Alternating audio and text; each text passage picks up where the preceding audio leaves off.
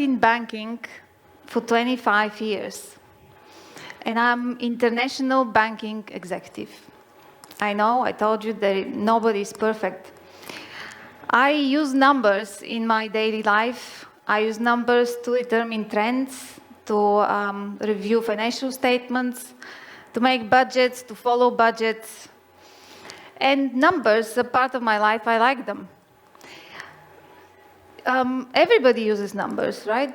Everybody here uses numbers, account numbers, personal identification numbers, and every one of us here is a number.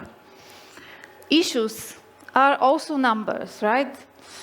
COVID cases, petrol prices, inflation. What else? Issues. Issues are numbers too, right? So some issues impact a lot of people. Some issues impact a small group of people. But global warming, this is an issue that impacts absolutely every single person on that planet Earth.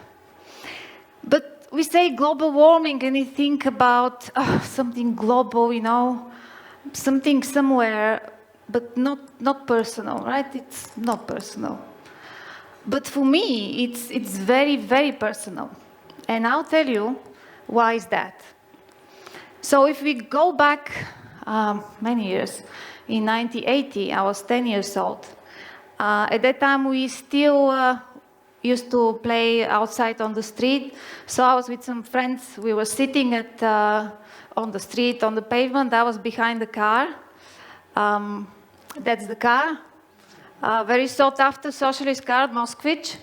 So I was sitting behind it, and at one point the driver came in, switched on, and I was sitting close to the exhaust, and this exhaust cloud came into my face, and I was like choking. I still remember this smell in my nose, and for the first time, I realized that this is not breathable. So I was terrified. I remember my stomach churning because I couldn't understand where is this going, right? So where is this smoke going? So in my mind, I imagined this. The planet Earth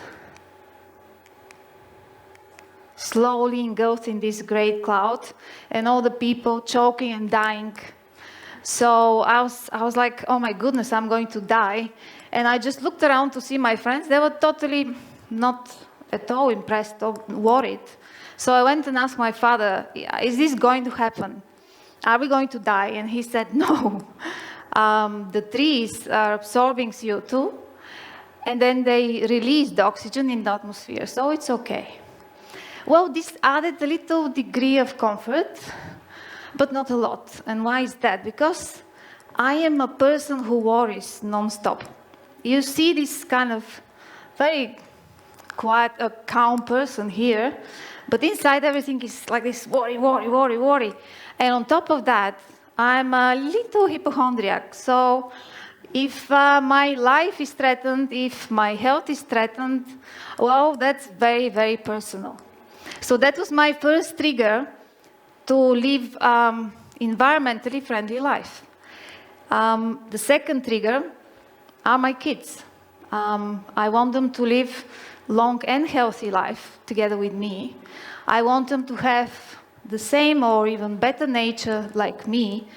And I want them to have the same air, even better, the same water. So I had this journey for as long as I remember myself, but very often it was overwhelming because until very recently, even now, people think there is no global warming and it's a hoax. And everybody thinking, oh, it will happen to somebody else, somewhere else, but not to me. But actually, that's changing. And I'll tell you, I moved from Asia to Athens this year. In Athens, this summer, we had 4 weeks of temperature above 41 degrees. It was scorching hot. Where I live, I could see the fires from our house, which were mere 5 kilometers away. So it's only that we were not on the way of the wind that we were saved. Then we had the rainstorm, which was totally bizarre, right? It was 2 days of torrential rains in Athens. So I had a feeling I'm in Mumbai during the monsoons, not in Athens. And our basement flooded twice. So the global warming is in my house, so it's personal. I'll give you another statistic. Globally in the world, every year, 60 million people die of different causes. 15% of them, or 8-9 million people, die because of pollution, any type of pollution. And to make this personal to all of us here, we have 200 people. So 15%, you do the math, I like numbers, 30 people from us here will die prematurely from pollution. How does it sound, right? Sickening. This makes me really upset, and I felt for such a long time, I felt completely overwhelmed, powerless, useless, because what can I do? I'm a single person. And, worrying and etc. And at one point I was like, I can't do this anymore. I can't be worried and unhappy. I have to do something. So this is how I started looking at things. What can I do? What is this thing that I can give 110%, another number, so I can do something? And I focused on how can I not waste resources. So the first thing, have you asked yourself how many things you buy and then throw them in the next 5 to 10 minutes? Many, right? I'll give you one example. So very close to where I live, there is a bakery. And I regularly buy this bread. See, it's small, right? You can hold it like this. But when I buy it, the shop assistant gives me this paper bag and 3 napkins. Okay? So all this, I take it. The bread I eat for 10 minutes. And the paper, all the paper, I throw. So let's think about this. Let's go into the details. So for this paper and these napkins, somebody got up. They got in their car or took the public transport. CO2 went into the atmosphere. They went to work, produced this paper. Then this paper was delivered to the shops. Then again CO2 in the atmosphere. Then the shop assistant give it to somebody. They take it and they don't even use it. They just are transporting it to the garbage. And then it goes to the garbage bin and then to the landfill. And I always say, I don't want a paper. I don't want this bag. And they say, why? It's biodegradable. It's eco. So that's my problem, right? The notion that we should not use plastic, completely agree, 110%. But the notion that we should now replace it with paper, it's totally wrong for me. Because can you imagine, biodegradable, but biodegradable means that when these things go in the landfill, they need the environment rich of oxygen to degrade. But that doesn't happen, right? So then this gas called methane is emitted. This is the worst gas you can imagine. It's worse than the CO2. It's the worst pollutant. Another, and look at some details about the paper bags. They have use 4 times more resources, right? So why use it? And what do I do? Well, very simple. I use the reusable bag, or I just say, no, I don't need that. I have even a plastic bag, which I had from before in my bag. Very simple. Let's look at something else. Paper coffee cups, and I hate them. So they say they are paper and biodegradable, but they're absolutely not. They are lined with plastic inside, and on top of that they have a lid, which is plastic. Not biodegradable at all. Look at these mind-boggling numbers. So we buy these cups, and we actually produce 16 billion of these cups, and we just drink, and we throw them. That's it.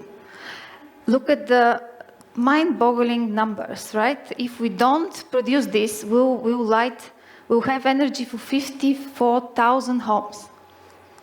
So what's the solution? This is what I do. I have my 1 cup, and I use it everywhere. So that's about paper. What else we can do?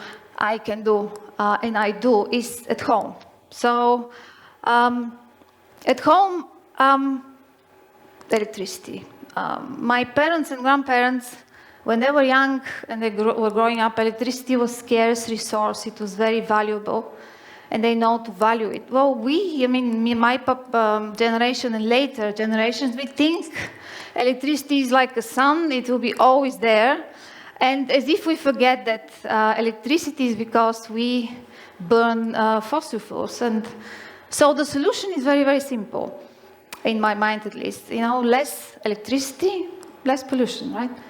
So what are the things I do? I have replaced all the bulbs at home with LED, which save a lot of energy. I switch off at night all the electronic devices, Wi-Fi. I cold wash my clothes. This is 5 years old. As you can see, it's still okay with the cold wash.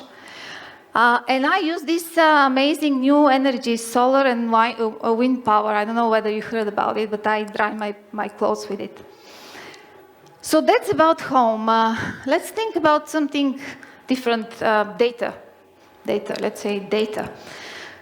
When you have, let's say, a picture or email, or you want to save it, there are 2 options. You either save it on your computer, hard disk, 1 terabyte hard disk that you have at home, or you save it in the cloud. So the cloud, when you say cloud, that's not the fluffy white thing on the sky, right? This is concrete buildings. These are concrete buildings which are with lines upon lines with computers, which save different things, and they pump an amazing amount of electricity. So in 2016, the data centers have used electricity equal to what the United Kingdom uses for 1 year. Can you imagine? And that was 2016. And since then, what happened? TikTok videos were invented.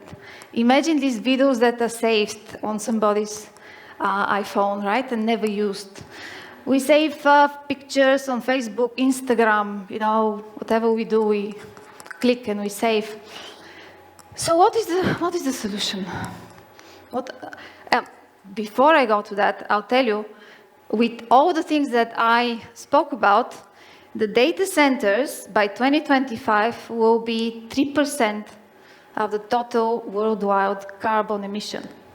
And by 2040, their carbon emission will be equal to the United States carbon emission. So they'll be the 2nd biggest polluter in the world. Okay, so this here, you see some very important pictures I have on my phone. So you can see my son played Roblox. That was very memorable. So we have it. Then we have, what do we have? Something, I don't know what it is even. There is a beer. I drink beer. So I want to remind myself because I can forget. So I keep it.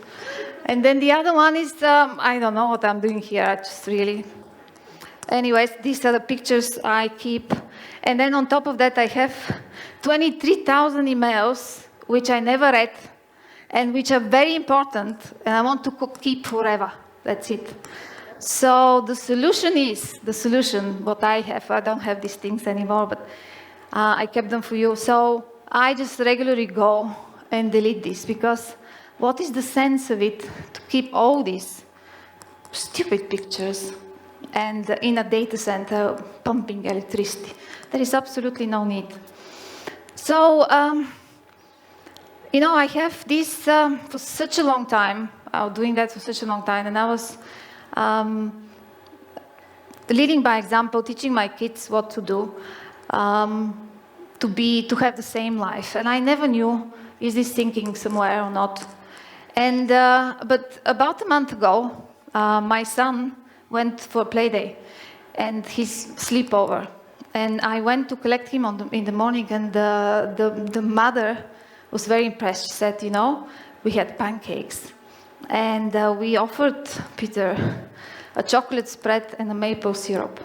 And he took one look at the chocolate spread and said, I don't need this because it's full of palm oil.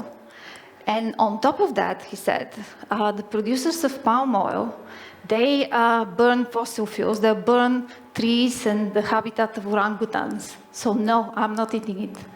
And then I said, oh, I'm now happy because I know that it's sinking and then they know what to do. So change is possible. Change is possible. And these small steps that I do every day, they become larger things. And I told you I like numbers. So let me explain this with numbers. You know the number 0, it's a very strange number. You multiply anything with 0 and you get 0. So 1 million into 0, 0, 1 billion, 1 trillion, whatever, 0. So that means that any absolutely great idea will be absolutely nothing if nobody does anything about it, okay? But on the other side, number 1, this is a magical number. And it's the first number, it looks like a little scratch, and it's very unassuming. But look at what it does, right? You multiply 1 million with 1, and you get 1 billion. You multiply 1 billion with 1, you get 1 billion, right? So why am I telling you this? Why am I telling you this? Because I would be so happy if you join me in this journey. I'll be very grateful. And you decide and choose to be the one who is going to start changing their habits, start doing these things that I was talking about, so we can start changing these trends. So we can all have a long and very healthy lives. Thank you very much.